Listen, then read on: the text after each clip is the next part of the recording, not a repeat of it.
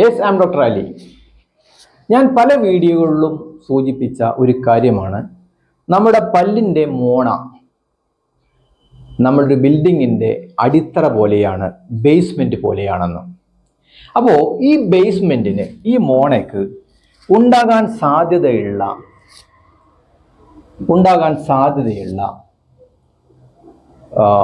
പ്രശ്നങ്ങൾ എന്തൊക്കെയാണ്? ഒന്ന്, ബ്രഷിങ് ചെയ്യുന്ന സമയത്ത് ബ്ലീഡിങ് വരിക, മോണയിൽ നിന്നും രക്തം വരിക. അത് റോ ഫുഡ് കഴിക്കുന്ന സമയത്താവാം, പച്ചപ്പഴങ്ങളും കഴിക്കുന്ന സമയത്താവാം. നമ്മൾ കടിക്കുമ്പോൾ നമ്മളെ ആ പഴത്തിനകത്ത് രക്തം പതിഞ്ഞു കിടക്കും. രണ്ടാമത്തതൊന്ന് വീക്കം, മോണ തടിച്ചിരിക്കാം, വീക്കം സ്വെല്ലിംഗ് ആയി വരാം. പിന്നെ റെഡ്നെസ്, ചുമന്ന കളർ വരും. ചുമന്ന കളർ ഇൻഫ്ലമേറ്ററി സൈൻസിന്റെ ഒന്നാണ് വീക്കം. അതേപോലെ ടെമ്പറേച്ചറിന്റെ വ്യത്യാസം, കഠിനമായ വേദന. അപ്പോൾ മോണയുടെ വേദനയും പല്ലിന്റെ വേദനയും തിരിച്ചറിയാൻ ഏറ്റവും എളുപ്പം ഒരു മാർഗമുണ്ട്.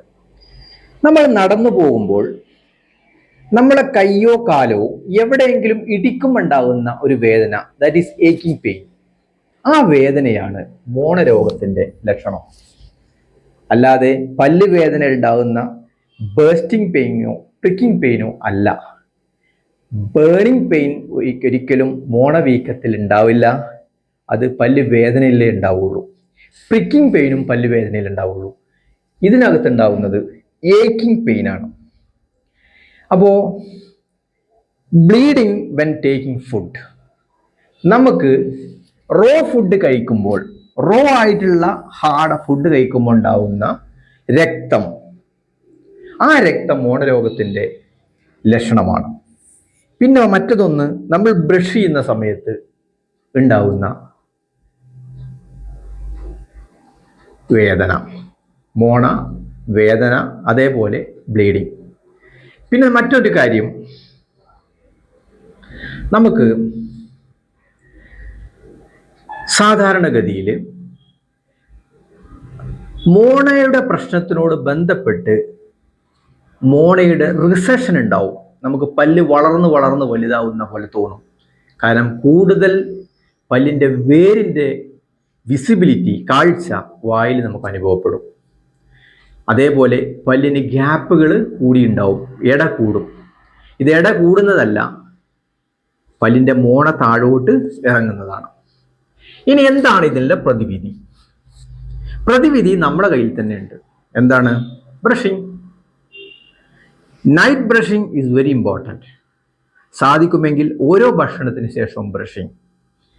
പ്രൊവൈഡഡ് പല്ലിൻ്റെ ഇടയിൽപ്പെടുന്ന ഭക്ഷണം അതാത് സമയത്ത് തന്നെ ടൂത്ത് പിക്ക്, ഇന്റർഡെന്റൽ ബ്രഷ്, ഫ്ലോസ് എന്നുപോലത്തെ സാധനങ്ങൾ ഉപയോഗിച്ച് നീക്കം ചെയ്യണം. രണ്ടാമത്തതൊന്നാണ് സ്കെയിലിംഗ് അല്ലെങ്കിൽ ക്ലീനിങ്. ഞാൻ നിങ്ങളോട് ഒറ്റ കാര്യം മാത്രം ഞാൻ നിങ്ങളോട് പറയാം. നിങ്ങൾ പല്ലെടുക്കണ്ട, പല്ലടക്കണ്ട, വേറെ ഒന്നും ചെയ്യണ്ട. You have to do 1 time scaling at least in 6 months. 6 മാസത്തിലൊരിക്കൽ നിങ്ങൾ പല്ല് അടുത്തൊരു ഡെന്റിസ്റ്റിനെ കാണിച്ച് ക്ലീൻ ചെയ്താൽ മാത്രം മതി. ആ ഡെന്റിസ്റ്റ് നിങ്ങൾക്ക് ഡയറക്റ്റ് ചെയ്യും, ഇന്ന പ്രോബ്ലംസ് ഉണ്ട്, അത് ക്ലിയർ ചെയ്താൽ മതി.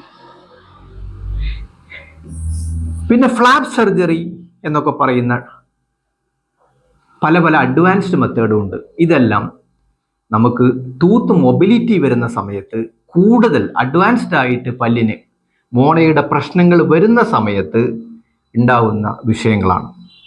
അപ്പോൾ ഡയറക്റ്റ് ഫ്ലാപ്പ് സർജറിയിലോട്ട് നമ്മൾ പോകണ്ട. നമ്മൾ എന്ത് ചെയ്താൽ മതി? സ്കെയിലിംഗ് ചെയ്താൽ മതി, ക്ലീനിങ് ചെയ്താൽ മതി. പല വീഡിയോകളിലും ഞാൻ സൂചിപ്പിച്ച പോലെ കേരളത്തിൽ മാത്രമേ ഉള്ളൂ ക്ലീൻ ചെയ്യാതെ ഒരു പേഷ്യൻസിനെ അറ്റൻഡ് ചെയ്യുന്ന സ്വഭാവം. നിങ്ങൾക്ക് കേരളം വിട്ട് ഇന്ത്യയിൽ ഏത് സംസ്ഥാനത്ത് ചെന്നാലും, whether you are ready to scale the tooth, then only you get the treatment. നിങ്ങൾ പല്ല് ക്ലീൻ ചെയ്തെങ്കിൽ മാത്രമേ നിങ്ങൾക്ക് ഡെന്റൽ ട്രീറ്റ്മെൻറ്റ് കിട്ടൂ.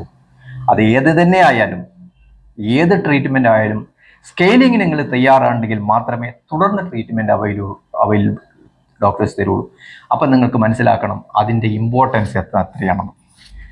അപ്പോൾ ഇതുവരെ എൻ്റെ വീഡിയോ ഒബ്സർവ് ചെയ്ത വാച്ച് ചെയ്ത ആളുകൾക്ക് നന്ദി. Yes, I am doctor Ali, Ali Erumbras clinic, Melattur. മറ്റൊരു വീഡിയോ കാണുന്നവരെ ബായ്.